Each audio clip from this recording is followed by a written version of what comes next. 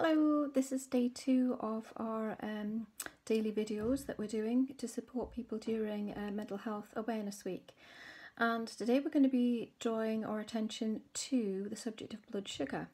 And that's because blood sugar actually impacts us in so many different ways. It affects our mood, it can set us up if it's imbalanced towards mood swings, irritability, anger, anxiety. And as any woman will tell you, at the wrong time of the month, they know only too well how blood sugar can impact mood when it goes up and down.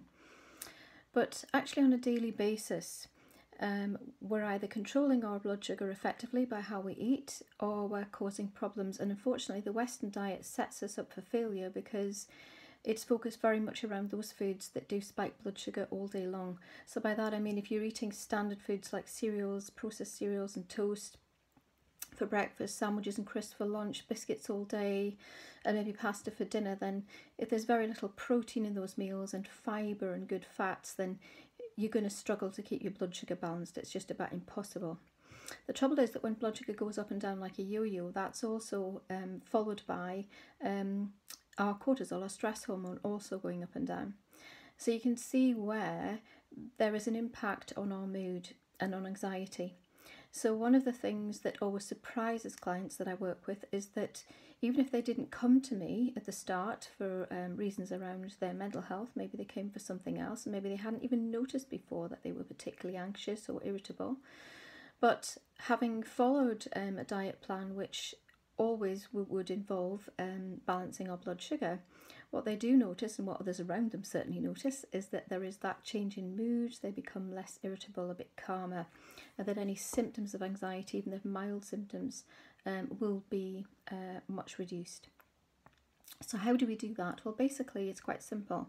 All we do is eat plenty of, as I said there, proteins, good fibre and good fats. So nuts and seeds are ideal for snacking on throughout the day. Starting the day, you might make some easy changes, like if you're having porridge, which is good for fibre, add some nuts into that, add some flax seeds, anything that you want, but just try and get those proteins in there. Or start the day with good old-fashioned eggs.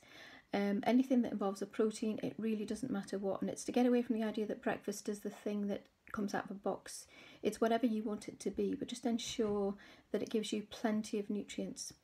Then lunchtime, if you're having a soup, then perhaps go for something with lentils or butter beans, or one of the pulses, because that will give you a really good source of protein, which again will sustain your blood sugar.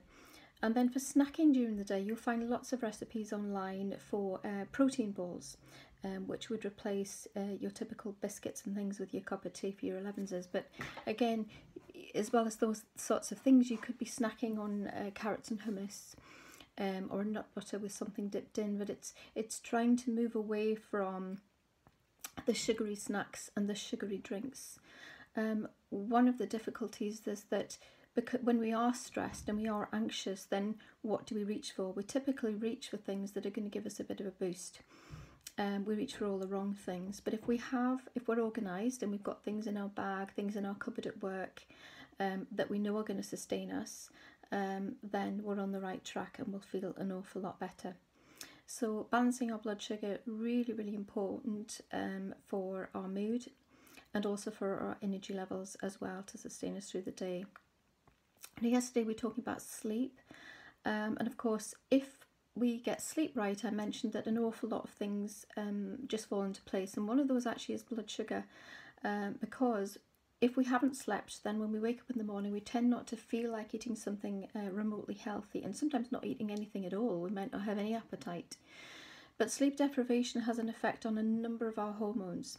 It does affect appetite, and often hormones such as ghrelin, which is involved in hunger, leptin, which is a hormone involved in satiety, these can go up and down according to lack of sleep. So we really need to get that right, to get those hormones right. And if we find ourselves with leptin dropping at night, for example, because that's involved in promoting satiety, then at night we can find ourselves absolutely ravenous, snacking on everything in sight. And that's a common problem for people with sleep issues, and especially it adds salt in the wounds, if you like, because You know, if you do eat the wrong things at night, if you crave those wrong things, then your blood sugar spikes, insulin can bring it down again, and then you find yourself wakeful during the night. Whereas if you had a protein snack at night, if you had a handful of nuts, or the good old-fashioned suggestion of milk, which, I mean, I'd say if you are drinking milk, go for organic, then that will promote tryptophan, which will help with sleep, but will also give you a protein snack. But you could be having some almond milk or a handful of almonds, anything like that would be helpful at night. But there are all these traps that we fall into, and actually when blood sugar is not managed, then that can cause us to have issues around weight management. We already know that, but if sleep's involved, then sleep alone, even in studies where they've looked at people who eat the same food, one sleeps, one doesn't, one has quality sleep and the other doesn't, then the sleep deprived will have problems with weight management. And I had an interesting client a couple of years ago who had some serious problems around sleep, which was affecting his weight management, and again, he actually had anxiety around going to sleep. So this wasn't helpful, because although he was losing weight, he wasn't losing it at the rate he should have been. So although many symptoms improved, we didn't get all that, the weight management sorted, until we dealt with sleep, and that's because of a whole list of a whole cascade physiologically that happens when we don't get the right sleep. So blood sugar helps us with sleep, and then we get the right sleep, and then we start the day ready to eat the right foods, and those are the foods that are going to work for us and are going to support our mood, and again help with anxiety and so on. So that's your tips for today around what to eat to manage your blood sugar.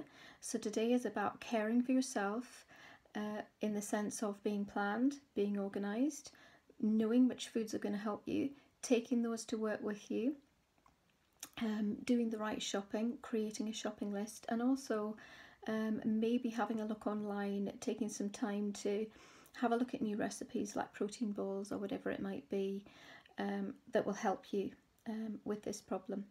If you have particular problems with cravings, then supplements that can help with blood sugar management, we mentioned magnesium yesterday, but also zinc and chromium are particularly helpful, along with some others. So do speak to us about that and about your individual needs, and bear in mind any supplements, we always have to check if you're on any other medication as well.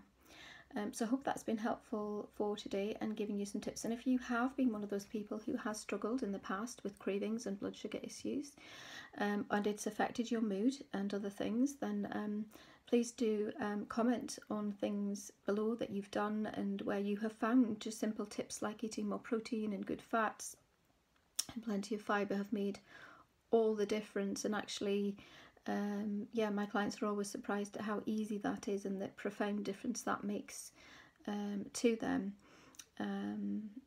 as they start on that new way of thinking about food. So hope that helps, and look forward to hearing your comments underneath. Thank you.